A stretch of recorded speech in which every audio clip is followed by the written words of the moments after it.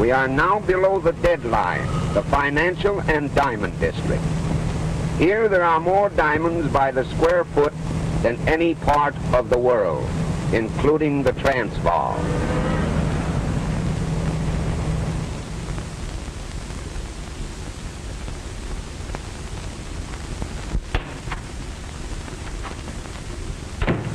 Good afternoon, Captain.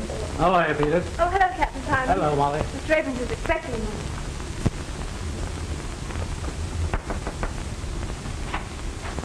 Captain Simon is here. Won't you go in? Thank you. How are you, Mr. Abrams? Oh, good afternoon, Captain. Sit down. Thanks. Have a cigar? Oh, thank you. What's on your mind? These diamonds. These and a lot more to come.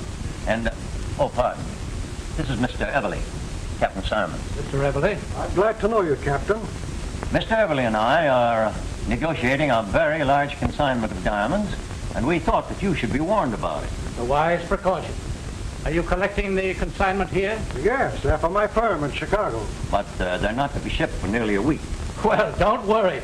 We've got a pretty good line on all the boys in town, and not one of them would dare to shove his nose below the deadline. I'll just tell my men to keep their eyes peeled, and if they do see anybody below the deadline that looks suspicious at all, to bring them in for questioning. Oh, by the way, where is your deadline now, Captain? Still Canal Street? Yes, and if any of them come south of that line, it'll be just too bad. Well, so long. Bye-bye.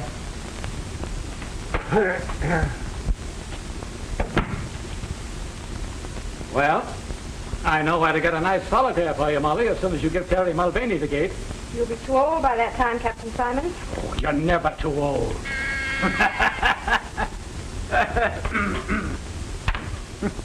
Yes, sir. Good day, Captain. Goodbye, Peter.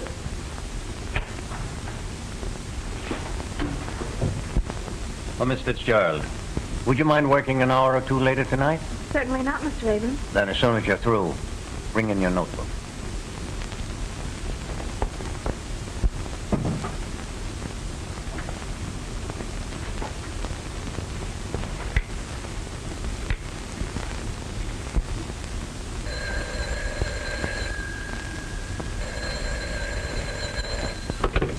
Hello?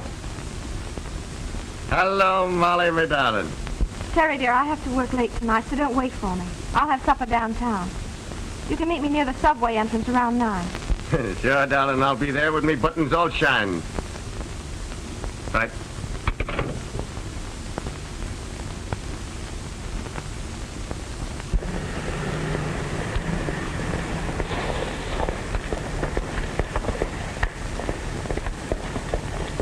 Good evening, sister. How about a lift? Terry!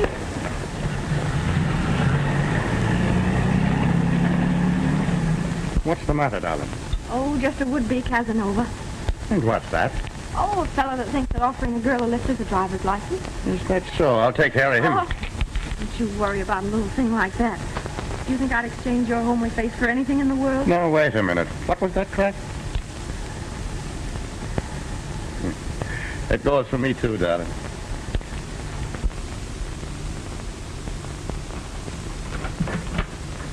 Hello, Annie, dear.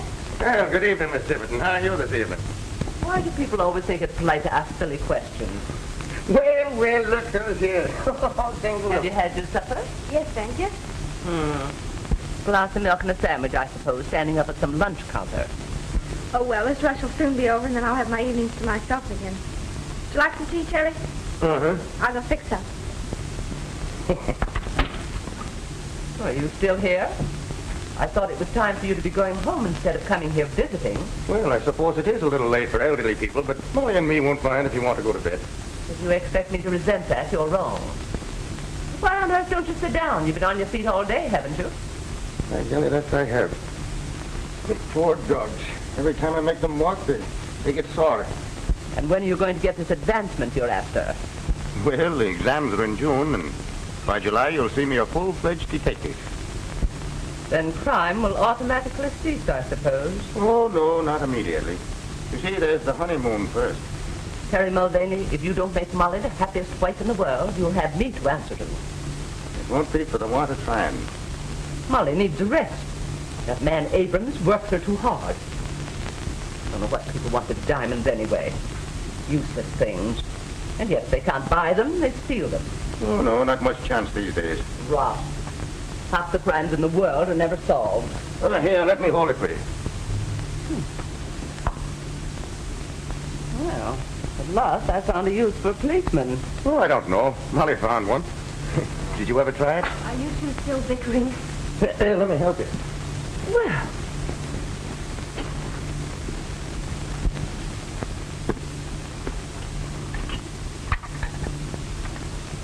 What are you sewing on now, darling, if I'm permitted to ask?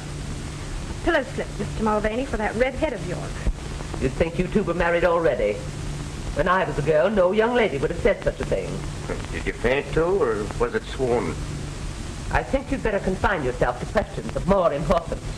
You got your book, Terry? Oh, yes, sir.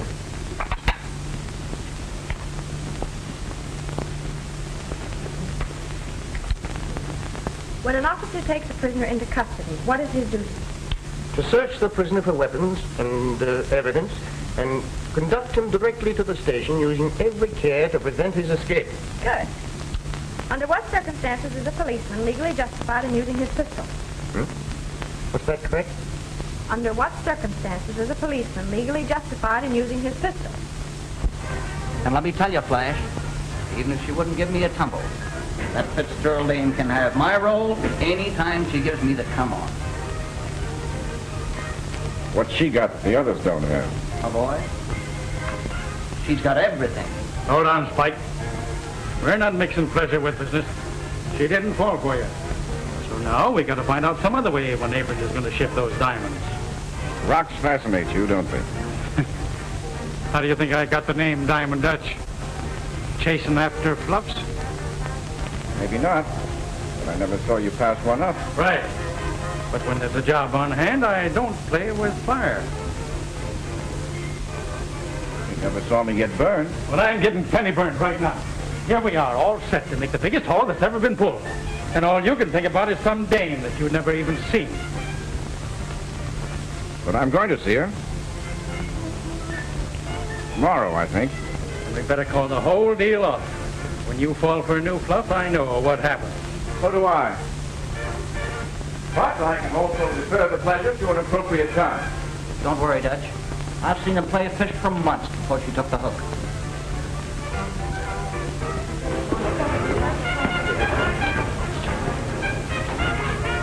All right. But when does Abrams get in the balance of that consignment? That's all I want to know. Why pull this job a day too soon? When by waiting another day, we could get maybe $100 grand more. What'll you bet I can find out by tomorrow night? Come on. I'll split $1 grand with you. 500 apiece. Okay. That's a bet. You can land that Fitzgerald Lane, you've got it coming.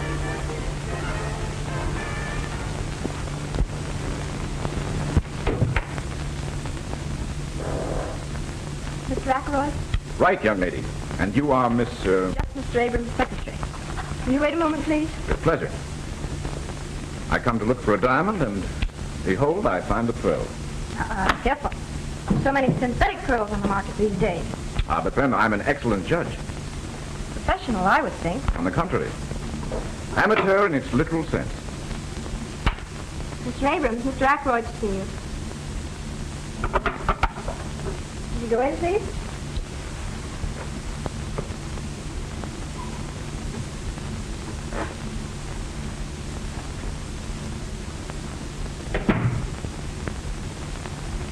Sorry I'm so late. I suppose it's about your closing time. Oh, it's never closing time when we have a client. Won't you sit down? You said over the phone you were looking for stone of about 5 carats. Yes. A yarder. Send in the stones I selected for Mr. Ackroyd. Oh, that looks like a very fine stone you have in your ring. May I see it? Yes.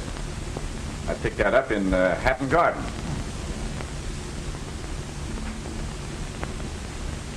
My, you know diamonds. It's perfect.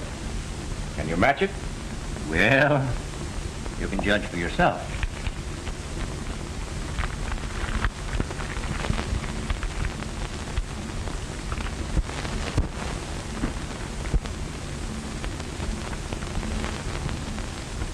May I use your glass? Certainly.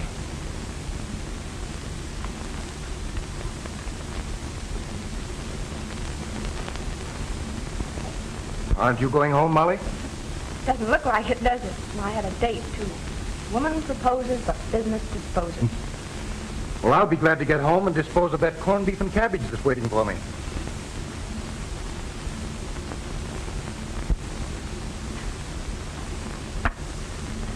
Well, these are the best, but neither is as good as mine. I'm afraid you're right. But I shall have more in Thursday, and I think finer ones. Could you call then? I'm not sure, but I think I could make it Friday. Well, I'm very sorry, but they'll be gone then. Tell you what I'll do. I'll give you 1,000 for that one.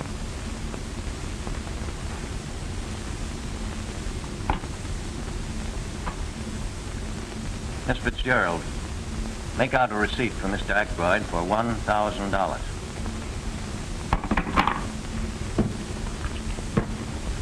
So that's that.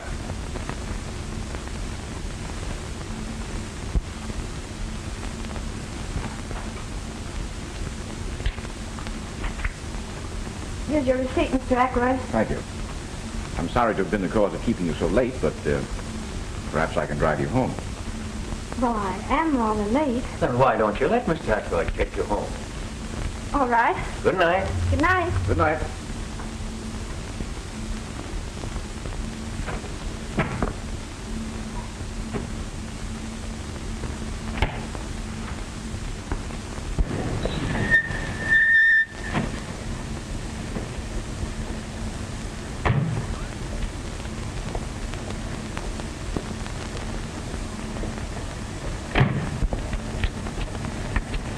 Thanks a lot. You see, I'm not so bad. Wouldn't you take me on approval for a while? Someone else? There's the proof. Hello, Terry. This is Mr. Ackroyd, Officer Mulvaney. Glad to know you indeed. And so you're the reason she was so anxious to get home. Meaning what? Well, you see, Mr. Abrams and I kept her a little late, and I offered to make amends. Oh, so you're a friend of Mr. Abrams' fellow. That's different. Well, I'm afraid I don't follow. Terry thought you were another smart aleck, like the one that tried to pick me up the other night. Well, I might be sorely tempted, but I don't think I'd try. I seem to be a better judge of character than you are. Well, good night, Mr. Mulvaney. Good night, Miss Fitzgerald. Thanks again, Mr. Ackroyd. Don't mention it.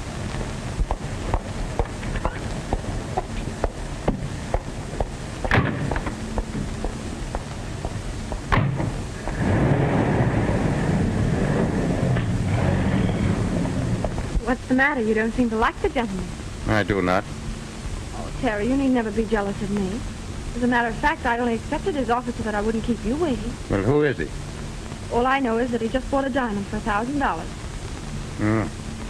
I thought he was another one of those mashers, like the one last night. I'm not that foolish. You're in love with me, ain't you? Uh-huh. Yes, Spike? You're right. She had to be seen to be appreciated. Yeah, I thought she'd appeal to your sense of proportion. Yeah? Now I have another object in life. And now Stenog interferes with 100 grand, huh? You'd better dig for 500, Dutch. You too, Spike. Did you find out? I not only got a good look at the office, but I found out that the consignment will be complete on Thursday night. To top it off, I drove the young lady home. That wins the bet, I think, Dutch. You're a wonder, Flash. Yeah? Well, it cost me $1,000 to do it. I bought that one. Only worth 800. Oh, I'll get most of it back. Take a look at the girl's writing, Spike. Could you imitate it? so she couldn't tell the difference herself. What's on your mind? She seems to prefer an Irish harness bull to me. Meaning what, he says? Oh, so you're a friend of Mr. Abrams. Well, that's different. Begor, I'd like to push the ugly mug of him down his own throat. All right, forget it. We got to think about this job ahead of us. That's just what I'm doing, Dutch. When you're pulling a big job, it's always safer to have some goat to take the rap. Sure. It satisfies the public and gives the cops a chance to save their faces. Right. And this is where I kill two birds with one stone. Officer Mulvaney will be the goat, and Miss Fitzgerald will be... In circulation again. But how are you going to do all this? Easy. Just practice on her handwriting, Spike, and we'll send Terry a billy-do on Thursday.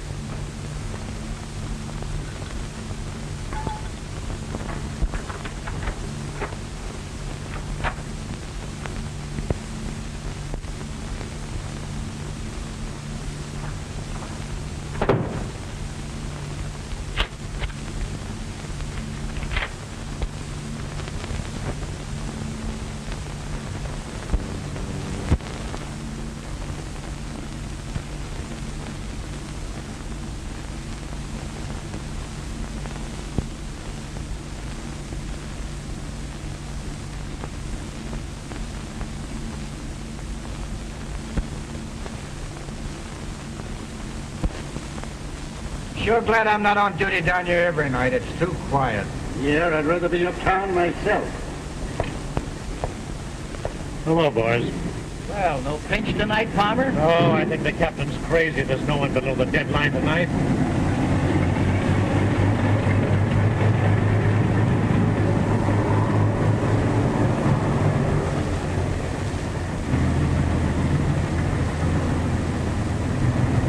$5,000 worth that have to be towed in. Yeah, the best of them cracked up.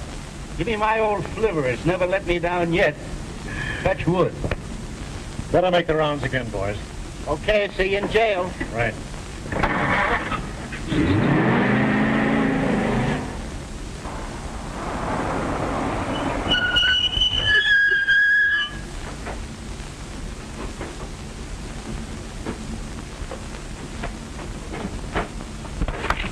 Okay, Flash.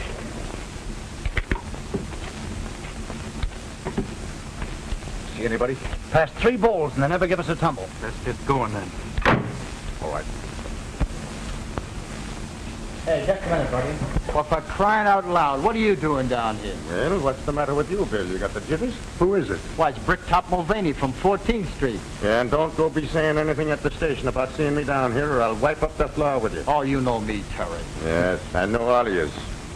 So long. So long. Hey, what's the gag? Oh, nothing. We've been ribbing him at the station about being in love. He's got a girl works down here. Well, we've seen somebody anyway. Yeah, let's shove off.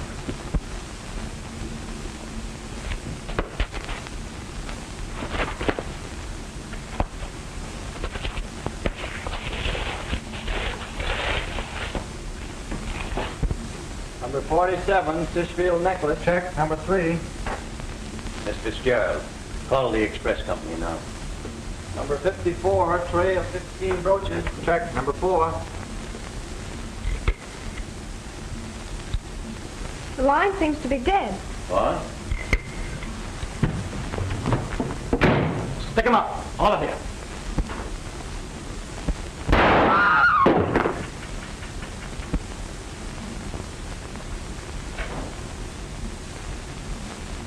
Good work, Terry. Terry. Shut up. And let that be a lesson to all of you. Keep your hat on your mug. You want that brick top to give you away? Now turn to the wall, all of you. Start now.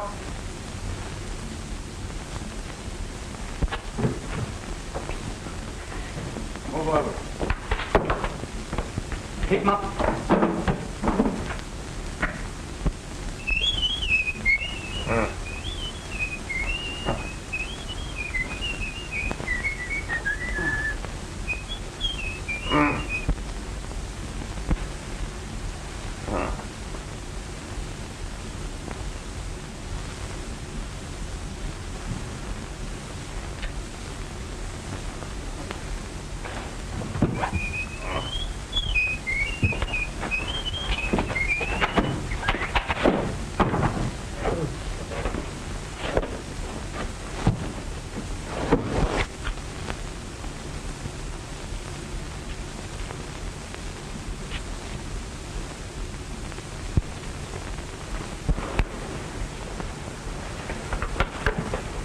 just the guys I'm looking for. Put them up. Put them up. Put them up? Well, what's the rib? Cut out the innocent stuff. Now, wait a minute. This is no time for kidding. You've got to help me find the guys that slugged me. I wish we were kidding, Terry, but you're under arrest. Under arrest? Well, what am I under arrest for? Murder and robbery of the Abrams office. No, wait a minute. The Abrams office? Well, how about Molly? Is she hurt? You ought to know. You were there. You can't get away with this. Abrams recognized you and you plugged Peters. They all heard the other two call you by name. And even if they hadn't, that brogue in red hair would give you away. We saw you heading for Abrams' office just before the stick-up. Oh, I must have been framed. Say, will you take me back to where they held me? You'll find the rope that was tied me up and the blindfold and the tape that was over my mouth. Wouldn't hurt to take a look. Even if we did, what would that prove? He could have planted them. I was slugged, I tell you. Sure, I was on my way to Abrams, but Molly asked me to call for her. Here, look in my side pocket. You'll find a note from her. There's nothing there. You killed a guy in cold blood, Mulvaney, and it'll take more than a bluff to get you out of it. Oh, they must have frisked me after they slugged me. Oh, please, will you take me? Yeah, we'll take you back to Abrams' office, and Captain Simon's there, and you can tell it to him. Go ahead, Max, put him in. Rooney, put that handkerchief over his face.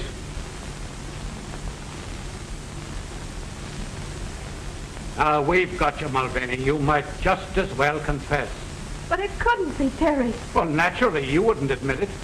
But I don't think it'll be very difficult to prove that you were his accomplice. Now, you leave her out of this.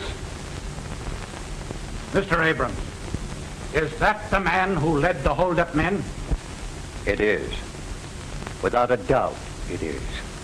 I've seen Mulvaney many times. I couldn't be mistaken. Mr. Abrams, are you sure that he is the man that shot Peters? Yes, I'm sure he is. I was slugged, I tell you. All right, Bill. Take him away and lock him up. Oh, Terry. Terry. It isn't true, darling. I was framed. I'm going to prove it.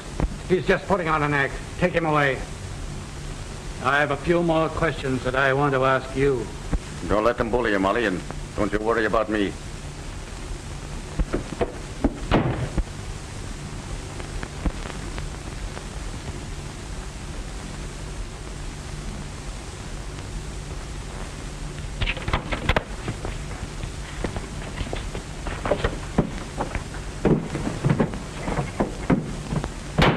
I'm sorry, Bill, but I was framed and I can't prove it in jail. Yeah, 26532. I'll send it right out. Okay. Calling all cars. Attention, all cars. Mulvaney has escaped in a police car. License number 26532. He drove north on Avenue A. Block all roads and bridges leading from the city. He's handcuffed but armed. Bring him in, boys. That's all.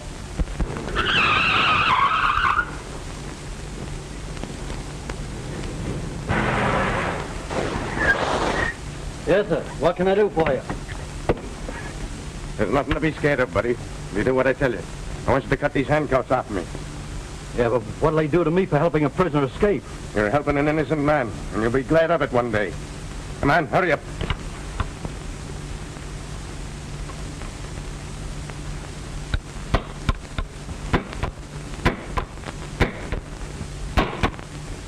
And after they're off, you gonna plug me? I'll make a bargain with you. I won't harm a hair on your head if you keep still about this. All right. Calling all cars. Attention, all cars. Mulvaney reported seen on Lincoln Highway speeding west. Use special caution. He's probably listening to these broadcasts, so we can't give location of blockades. That is all. Come on, hurry up. Repeating broadcast 47. Mulvaney reported seen on Lincoln Highway speeding west. Step on it, Dave. We must be right on his tail. Right.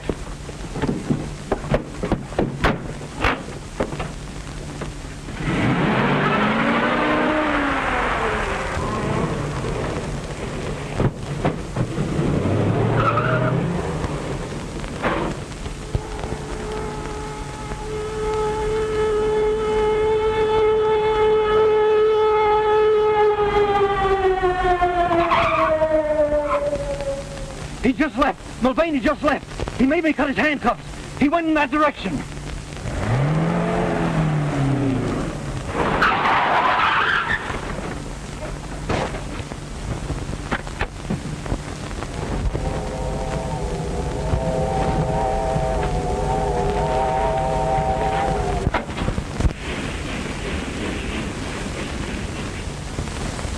fellow get your timetable?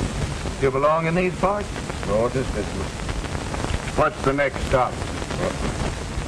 Don't you know what train you're on? Oh, sure. The Tipsy train. No. You gotta go back to Hopewell Junction to get that.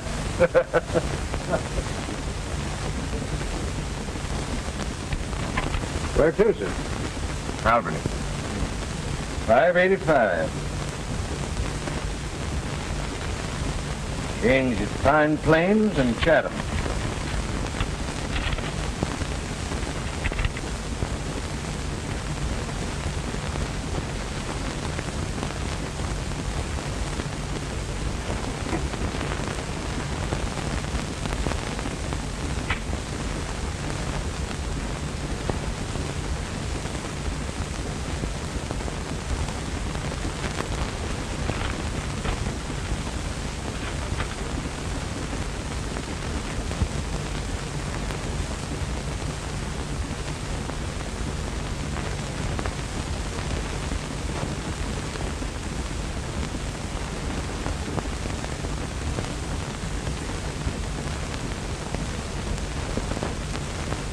Got this police wire at Billings. The man in Section 9 answers the description exactly. Take a walk through, but don't let him see you look at him. And if you think he's the guy, we'll stop and send a wire ahead to the sheriff, Pine Plains. Right. Now look here, Mr. Gerald. I'm not as interested in the capture of Mulvaney as our friend the detective is. But I'm an investigator for the insurance company, and my job is to get the diamonds back. Are you going to help me, or are you not? I tell you again, I know nothing. I don't believe Terry had anything to do with it. Wasn't it because you saw him that you fainted? I didn't see him. Terry didn't do it. Then why did you call him by name? I didn't. One of the men called the murderer Terry. I repeated the name in amazement. Never thought it was Terry Mulvaney. Yet you admit you tipped him off. I only told him I wouldn't have to work late after the diamonds were shipped Thursday. Same thing. Are you in the habit of fainting? No. But you did faint at the most convenient time, didn't you? Hello? Yes, right here. Thanks. Hello? This is Stenton calling by request, Bill. Hi, diddle diddle, the captain of the fiddle. What's that? You got him? That's great, okay. You don't know anything, huh? Then let me tell you something. Mulvaney's been caught and he's confessed and he said that you were in on it. I don't believe it. Your game's up, girlie. You'd better cut out the bluffing. You're doing the bluffing. If Terry had been caught, don't you think you would have been overjoyed? Instead, you sat there and watched my reaction. You'd better learn to act. Sorry I can't say the same thing to you. But I'm very glad to know just how clever you are. Well, they both think they're clever. Mulvaney has as much chance of getting away as the well-known dog with rubber legs has. How's this? Feel certain passenger on number 19 is Mulvaney, wanted for murder. Meet train at Pine Plains. I hope there's a reward out for him. Maybe there is. You stop at Clinton and shoot this ahead.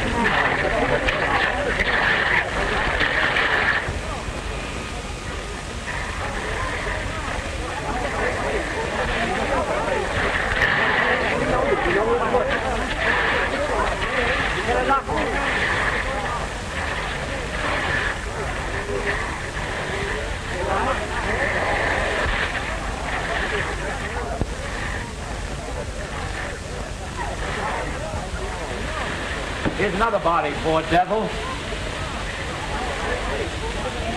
Look at his face. Or what was his face? Hey, John, we found the body of the conductor and the brakeman.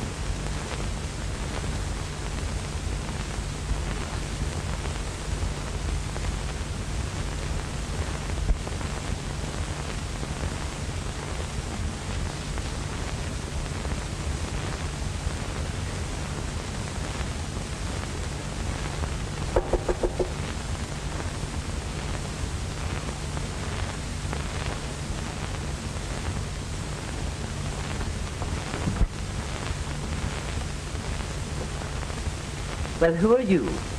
And who asked you to come in? If I waited to be asked, I'd be on the outside most of the time.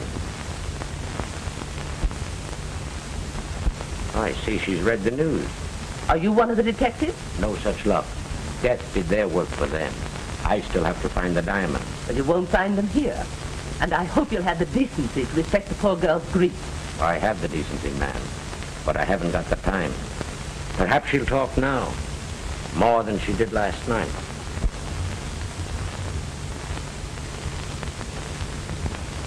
Are you ready to talk now? What do you want? You know what I want. The diamond. Can't you leave me alone? Can't you understand anything? Terry didn't do it. And now he can never prove it. He proved that he did do it, you mean? Do you think that getaway of his was an act of innocence? Not on your life. It was innocent, I tell you.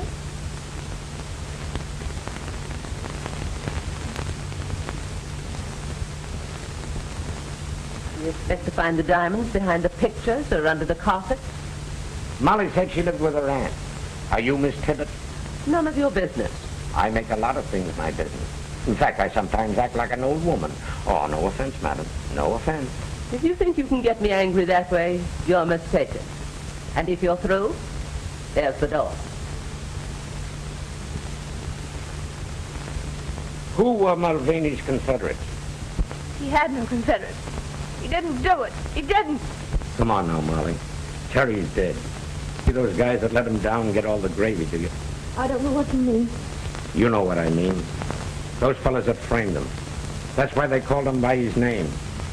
You don't want to see them spit Jack while carrying coal. Stop it. Don't you think I've suffered enough? Yes, he's dead. You who killed him. You with your false accusation. You drove him to it. Somewhere the real criminal's laughing at you. Laughing at your stupidity. I'd laugh too. I'd like to laugh, but Terry, the joke's on him too.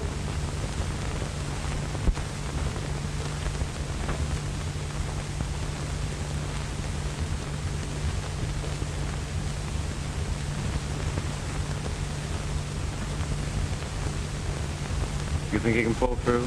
Oh, he'll be all right. I'll probably have to do a little plastic surgery on his face. Then you'll be in your element.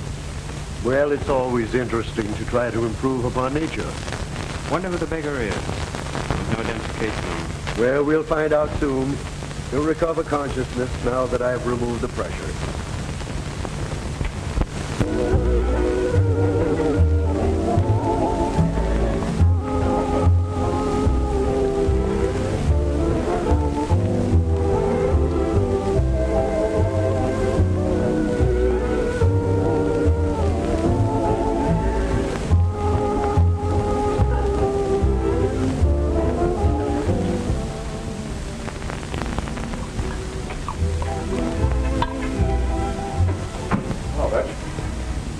I see.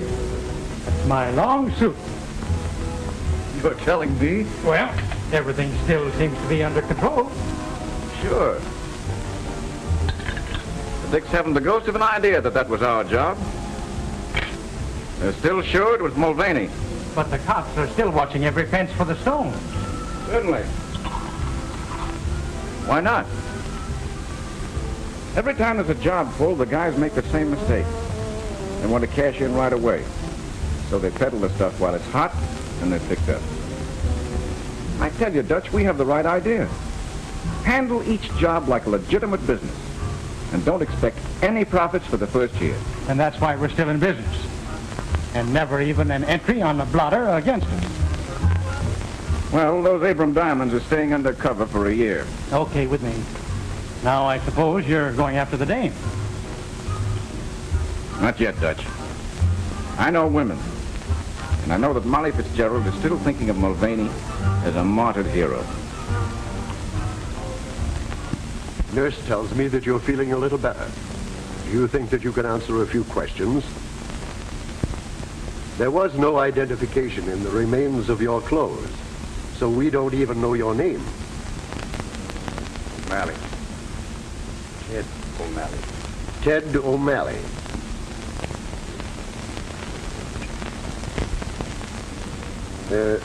Have you any relatives or friends that we can notify?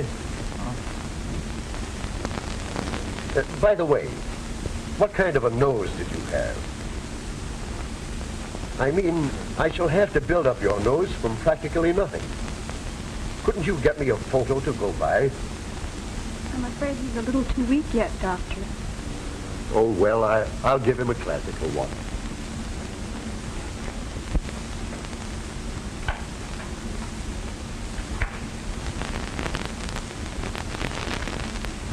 Miss Jennings, if I thought I had any brains, I'd blow them out. What's the matter? But wouldn't it be a terrible thing to drill a hole in one skull and find it empty? Am I to gather that you're still thinking of that Mulvaney case? I start up in the middle of the night thinking about it. I'm afraid your vanity is wounded. Wounded? It's mutilated. So much time has passed and not a single clue. And a fortune in diamonds disappears. A strange case, all right. I'm going to see that Fitzgerald girl again. I think she must be bluffing.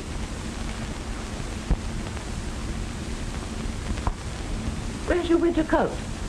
Oh, I sold it. I won't need it. Well, this is your business, Molly. But I'd like to see anybody try to force me to leave town. You don't seem to understand, Annie. I'm branded as a thief. Nobody will give me a job here. Don't forget you'll always have a home here. Remember that. Oh, that must be the man for my trunk. I'm going to fix you a lunch to eat on the train. Why, Mr. Atwood. May I come in? Why, certainly. I'm just leaving town. You mean for good? Yes. Oh, I didn't know it was as bad as that. I haven't seen Mr. Abrams again until today, and of course I learned that you were no longer there. I suppose you also learned that I was a thief. Do you remember that I prided myself on being a good judge of character? Yes, but I don't quite... May I sit down? Of course. I heard about the robbery at the time, but I had no idea that you were supposed to be implicated. I wasn't. You don't have to tell me. That's what I meant when I said I was a judge of character. Thank you. I also gather from Abrams that no one will employ you. What do you expect? Of course they won't. I will. What do you mean? I'm interested in the Alhambra, the restaurant and night spot on 50th. There is a vacancy for a day cashier. You mean you're offering me a job like that? I am? I have the courage of my convictions. How can I ever thank you? By reporting for work at 10 in the morning.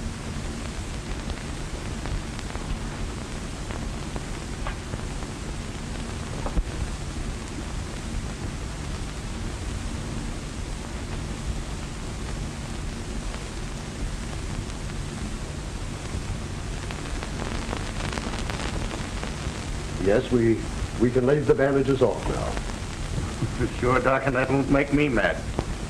No, I suppose it probably won't, but evidently you would like to see what I've done for you. That I would.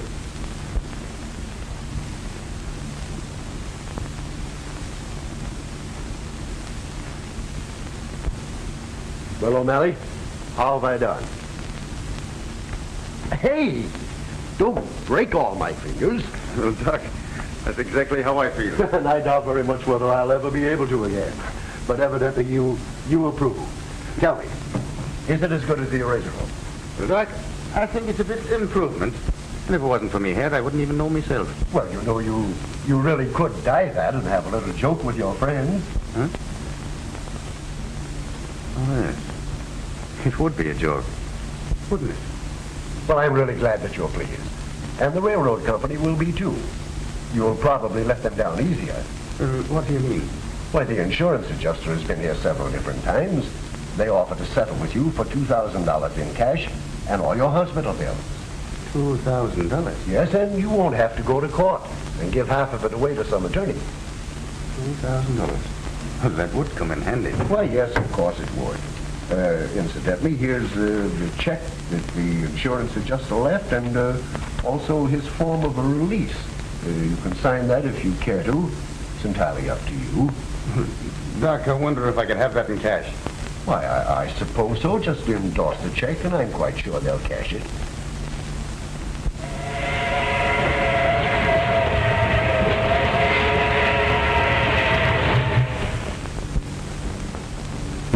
Come in. Thank you, sir. Want to sit down? You're the investigator employed by the insurance company on the Abrams robbery. Correct. Well, sir, I'd like to right her wrong. Commendable ambition, but I don't see the point. Well, Mr. Pearson, it's only a hunch, but a faith in human nature. Would you mind telling me who you are and what you are? Well, I'm just a dumb pug. I'm training over here at Archie Nolan's, and I come from Colorado. And I had a brother here on the force, and he got into a bit of trouble. We were pals from the time we were kids, and I'm sure that he'd never do anyone any harm. Mr. Pearson, that man was Terry Mulvaney. Mulvaney? Yes, Terry Mulvaney. Now, I have a bit of money, and I'd like to use it to clear his name. Have you seen the police? No. The cops are only looking for convictions. He was wanted for murder. His death closed the case. Now, you have no axe to grind or politics to play. That's right. I'm a private individual, responsible only to myself and the insurance company. And your object is to recover the stolen property. Right again. You may be a pug, but you're by no means dumb. Now, your brother told a queer story to the police. But if his story was true, who framed him? And what reason could they have? That I don't know, but it gave you and the cops a wrong steer, didn't it? Oh, thank you, sir. By the way, you happen to know where I can find his gal? I don't know her address, but her name is Fitzgerald. Just a minute. I'll look it up for you.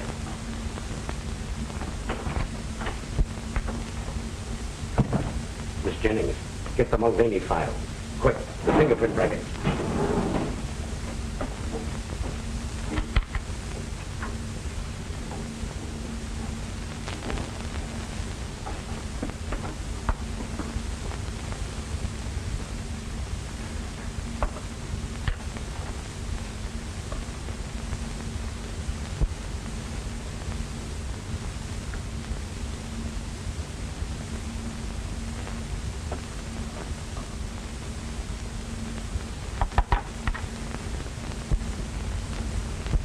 Identical.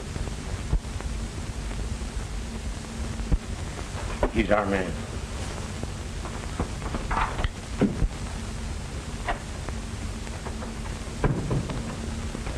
As long as you know the town, I'll show you over to Miss Fitzgerald. Oh, well, that's all right. Only be careful not to shock her. Remember, she thinks you're dead, Terry.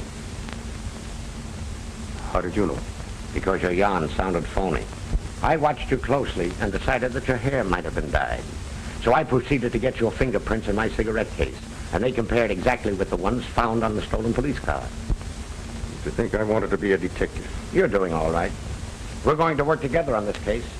I take it that's what you want. That's more than I expected. Tell me, how did you work this substitution with the dead man? Well, I heard a couple of the wrecking crew say that his face was all gone, so when they went for the stretcher, I emptied my pockets into his. Quick thinking, my lad. Yeah, but I didn't think very long. When I come to, I was in the hospital, and the nurse was reading the newspapers to me. In other words, you woke up and found yourself dead. That's about it. Well, you've awakened to plenty of worry, and we've got to solve this case before the police get on to you. They won't ever get on to me, because I really have got a brother, Ed, in Colorado. Does Molly know that? Sure. Why? Then you got to remain Ed, even to her. Oh, I could never fool Molly. The doctor didn't change me that much. Well, you must try. You know, brothers sometimes look very much alike. Well, I want Molly to know that I ain't dead. All right. Tell her Terry escaped to your place in Colorado, and you came east to clear up the case. Well, couldn't I? No, you can't take that chance with Molly. She might give you away by word or look. And at a time like this, that'd be too much of a risk. So, come on. You're a hard man.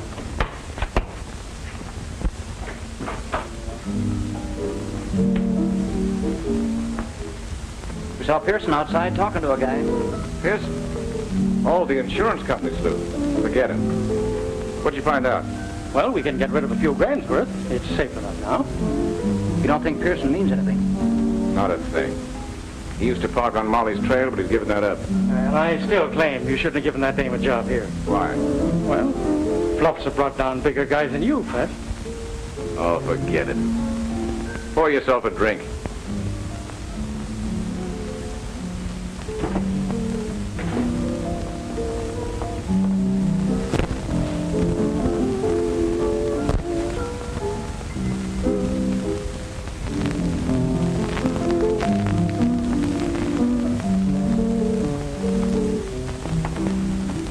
Good evening, Molly.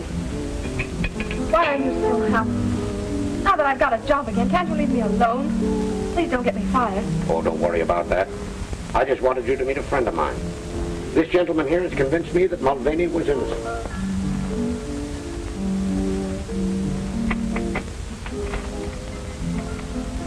Terry. No, Ed. Harry told you about me, didn't he? Would you mind if we sat down? Of course not.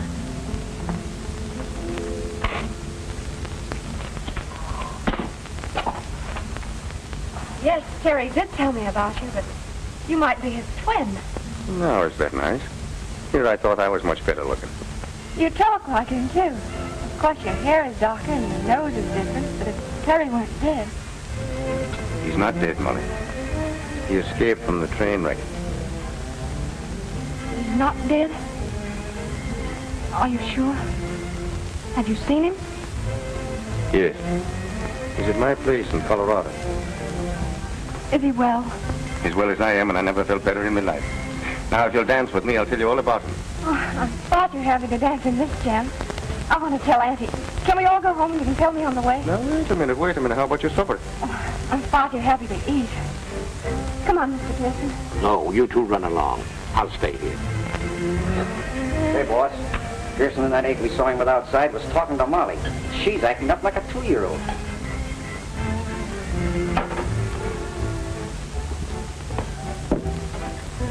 Now, don't you get scared the next time you see me. Good night, Ed. And you be careful. Careful of what? Oh, you know, a nice young fellow and a pretty girl and a romantic moon. Must I tell you the rest of that? Come on, Mr. Mulvaney.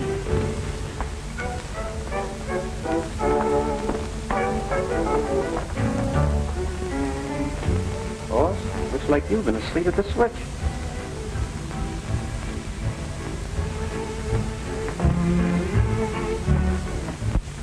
If it hadn't been for Mr. Ackroyd's kindness, I'd still be out of work. Isn't that right? That's right. Now, look. If it's some money that you're needing, Oh, no, sir. I couldn't think of it. I'm doing nicely now. Young man, your heart's in the right place, but I can't say the same for your brain. I've married. Now, wait a minute. Maybe Miss Tibbet is right. I'm always right. I objected to your brother as a policeman, but no young man in his senses would ever take up prize fighting as a profession. Look now. How about Gene Tunney? He seems to have done all right for himself. As soon as he got any sense, he quit. Just the same, I want you to know that you brought more happiness into this house than's been here for many a day. I like you. Thanks. You know, that goes for the both of us, and if I wasn't in love already, I'd be asking you to marry me. Oh, go along with you. You're just another Terry yourself. Good night, and God bless you.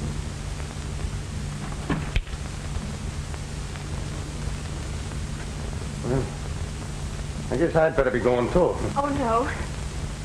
I want to hear it all over again. Again?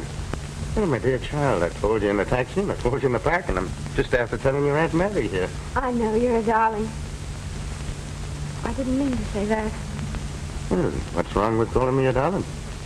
I don't know, something just came over me. I suppose it's because I'm so grateful to you, Mr. Mulvaney. I thought you promised to call me Ed. What's the matter? I don't know. I seem to have known you forever. It's just the way I want you to feel. You don't understand. Please go.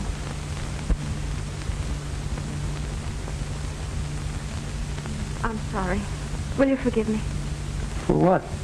I was going anyway. I suppose you think I'm crazy. I feel crazy. After all these months of anxiety, you suddenly appear and sweep it all away.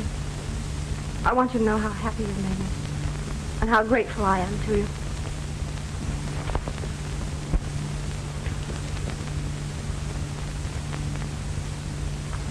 You shouldn't have done that. You misunderstood. I think not. But it isn't fair. You know I'm engaged to Terry, and you said you were in love with somebody else. I said no such thing. You did. You told Aunt Mary. You meant? All's fair in love and war. Good night, Molly, dear.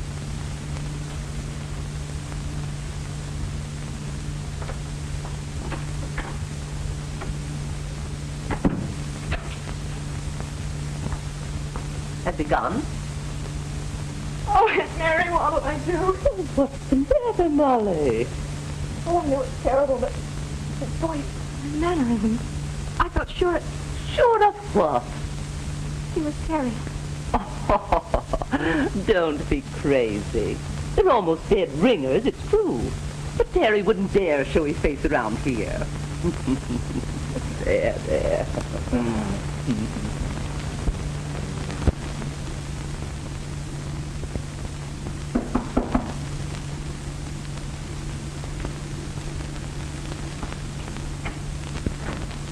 You sent for Mr. Blackburn? Yes, come in.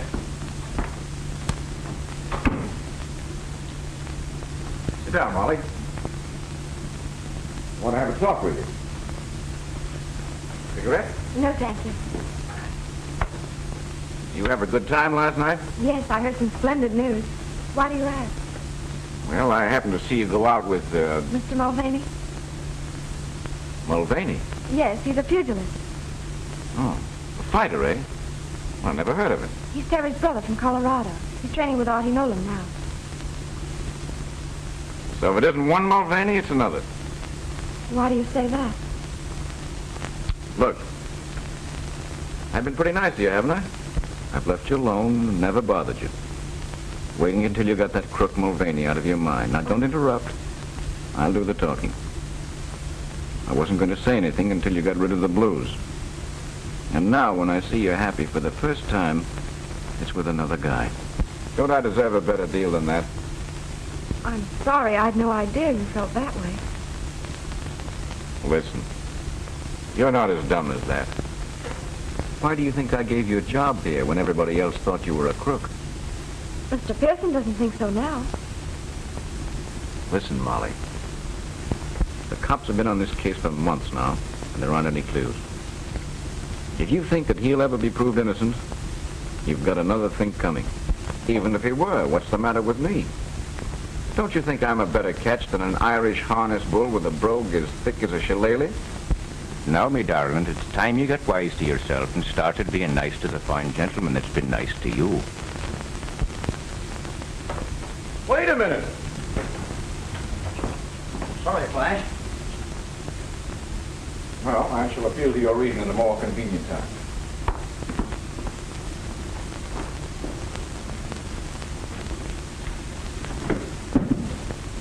You mean to bust in on the party?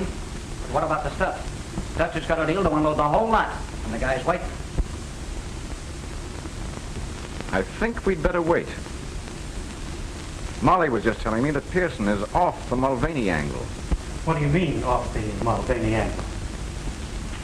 That's what I want to find out.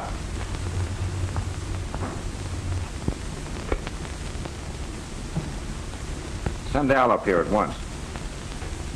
What? What's the matter? Molly's walked out. That's the best news I've heard today. Shut up. She must believe I'm an awful sap if she thinks I can't keep her from walking out. Well, maybe it'll be more fun this way. Okay, Oscar. Keep Molly's job open. What do you mean, boss? Yes, Al. You used to hang around Artie Nolan's, didn't you? Sure, that's how I learned to use my mitts. Unfortunately, this job calls for brains. However, I'll try you out. I want you to go back there and get to know a pug from Colorado. He's a brother of Terry Mulvaney's. What's he look like? You saw him last night going out with Molly. Oh, I thought there was something familiar about that mug's face. What do I do? Spoil his looks? Oh, no, nothing so crude. Just get his confidence and when you...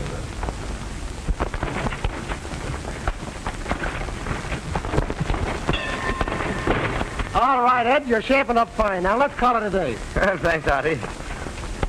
Say, I haven't seen you around here much before, have I? No, I'm a chauffeur now. Can't get around like I used to. But I like to work out with you whenever I can. Well, that goes double.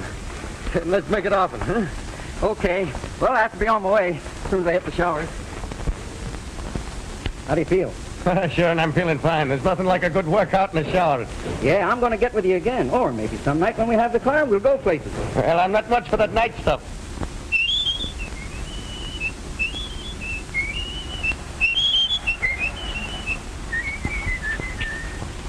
Say, Al, who is it you work for? Flash Ackroyd, the guy that owns the Alhambra. Oh, that's funny. I met a gal that works there. She used to be engaged to my brother. And boy, did I fall for her. What's her name? Molly Fitzgerald. You mean she used to work there? Well, what's the matter? Was she fired? She walked out. Didn't you know? Well, I haven't seen her today. I can't see why she should quit. I don't know. Search me. Looks all right to me, boss. Bit of a sap, maybe. Admitted he'd fallen hard for Molly. He said that, did he? Yeah. But what do you care? Just give me the word. Go get him. Bring them up here. Now you're talking. I'm telling you, I couldn't be mistaken. No two men could ever whistle exactly like that. Funny, though, that he should be working as a chauffeur. Maybe not as funny as you think.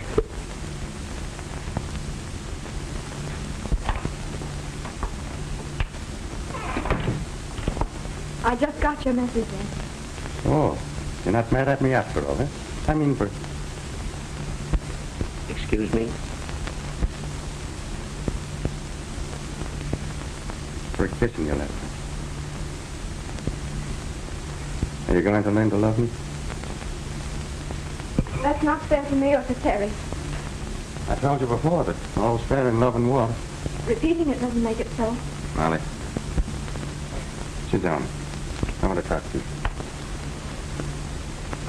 You know, from the first minute I walked into that place last night and laid eyes on you, the heart within me stopped. And then it started to pound like a trip hammer. And that sounds something like love, doesn't it? Not necessarily. It could be indigestion. Once a snooper, always a snooper. That's what I'm being paid for. Why did you walk out on Ackroyd? He said that he had an ulterior motive in giving me a job. How did you come to meet him in the first place? He came to buy a diamond from Abrams. That checks. With what? Theory, young man. How long before the robbery was that? Oh, just a few days. Then if he bought a diamond, he got a receipt. Yes, I made it out myself. Better than I expected. Then that would give them a copy of your handwriting. Remember the note from you that Terry told the police about? Yes. Well, that would put Terry just where they wanted him. One of them might have had red hair, or he could have worn a red wig. And if he was able to imitate Terry's brogue... Oh! What's the matter? Ackroyd. Ackroyd gave me a perfect imitation of it. And that checks. Somehow I think we're getting places. Do you really think so? Yes, I do. And you needn't worry about a job anymore. I can get you back with Abrams anytime you want. But you'll soon have Terry back, and then you'll be getting married. Yeah, wait a minute. What's that crack? Do you think Molly would take a cop when she has a chance to get an up-and-coming pugilist like myself?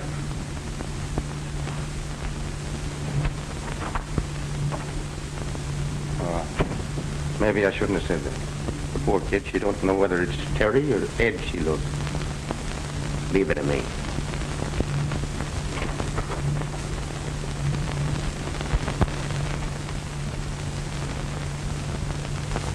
What's the matter, Miss Fitzgerald? Mr. Pearson, you really believe Terry's innocent, don't you? Why, certainly.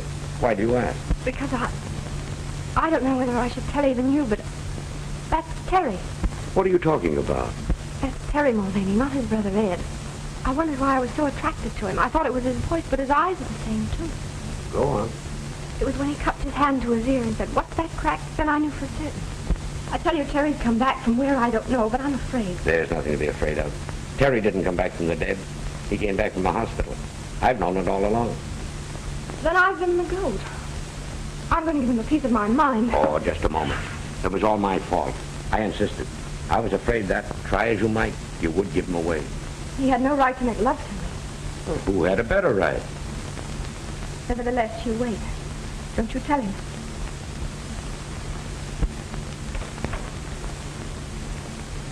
Run along, you two. I've got to go down to police headquarters. Will you see me home, Ed? Will I? In a taxi through the park.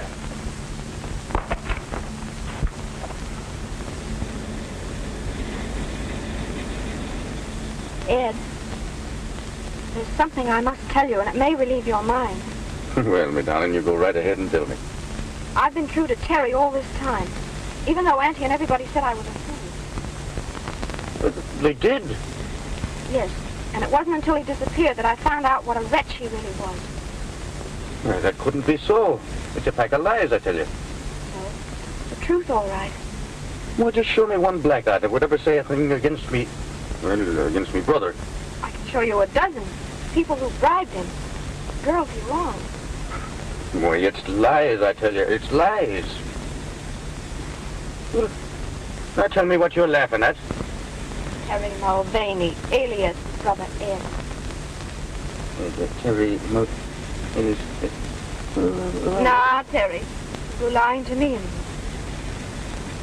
Oh, Molly, my darling. Oh, Terry, what happened? Why didn't you tell me? I was making me escape on a train and it was wrecked. I changed places with a dead man. Oh, Terry, you poor dear. Oh, I was never so rich in all my life. You must think I'm terrible. But it was mean of you not to tell me. Mr. Pearson wouldn't let me. Yes, I know. He told me.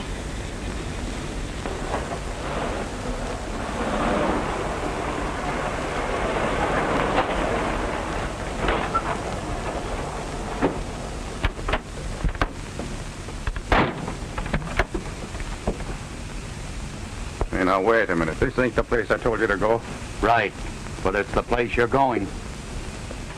Well, what's the racket? No racket at all. A guy just wants to talk to you. Come on, both of you.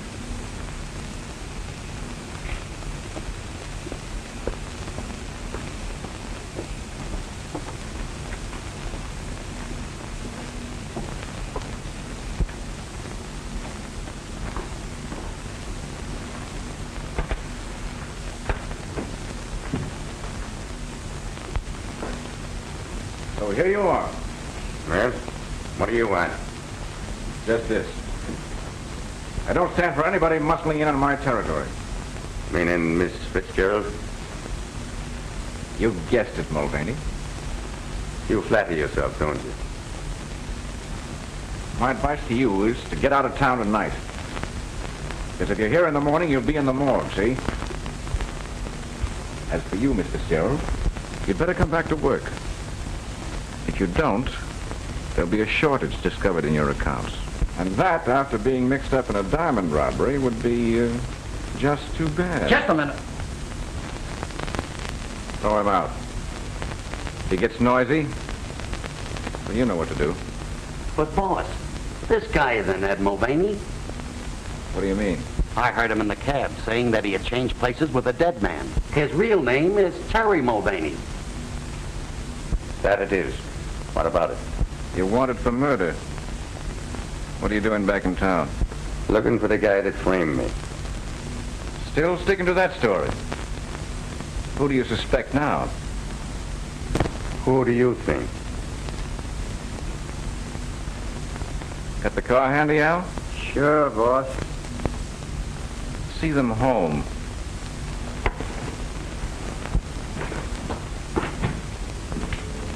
That guy knows more than he was telling. Pearson must be onto something. I knew that dame would snag us sooner or later. Who's snagged? Maybe they don't know a thing. I'm just not taking any chances. The alley's full of cops.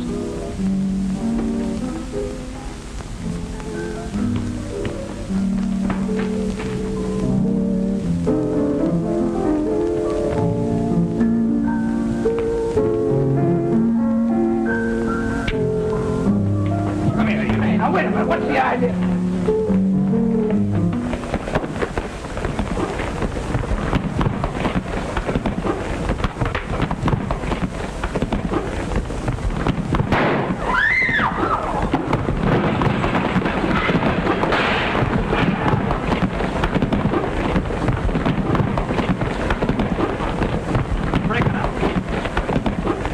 Are you all right, Terry? Why, sure he's all right. What do you think I've been training at Artie Nolan's for?